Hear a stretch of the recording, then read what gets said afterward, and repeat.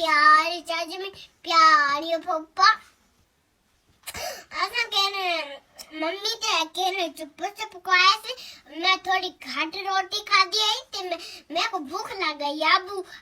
भूख लाई पियाई मैं भूख लाई भैया मेरे ना तू क्यों करनी पई भूख ते को लगी पई है भूख ते भी लगी थी मैं भी भूख लगी थी असा शाम वाले रोटी खादी से घाट सा को थोड़ी जी हुन भूख लग गई असा के थोड़ा जा चिपुस बनवा क्यों मेरे जबरदस्त गरम गरम चिपुस बने पैन 8:30 3 पैन फकी हो गया नून ते दुकान बाहर पाइए ते कहने फकी हो गया तो उससे कितना पक्की शक्की होना था ना आड़ सकने टाइगर वाली जेरी पक्की ना वो चोरा दिखते ने जेरी